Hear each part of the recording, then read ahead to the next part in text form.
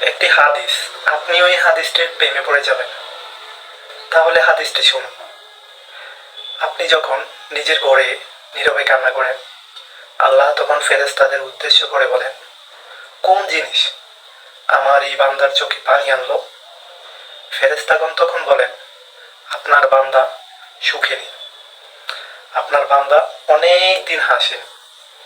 এই বলে ফেরেশতাগণ কান্না করতে থাকেন এবং আল্লাহকে বলেন, হে আমার রব, আপনি জানেন আপনার এই বান্দার হৃদয়ে কি রয়েছে, অতএব আপনি তার জন্য সব কিছু সহজ করে দেন। আল্লাহ বলেন, আমার এই বান্দা এমন কিছু জীবন থেকে হারিয়ে ফেলেছে যা সে অধিক ভালোবেসেছিল। অতএব আল্লাহ বলেন, আমি শপথ করছি আমার বান্দা যা তার জীবন থেকে হারিয়েছে এর চেয়ে উত্তম জিনিস তাকে এনে দেব, যা দেখে দুনিয়া ও আখেরাতে সবাই বিস্মিত হবে। আলহামদুলিল্লাহ। আল্লাহ অতি পরিকল্পনাকারী। আল্লাহকে সবাই বিশ্বাস রাখুন, নামাজ পড়ুন, দেখবেন আল্লাহ সব কিছু সহজ করে দিয়েছে। ফি আমানিল্লাহ।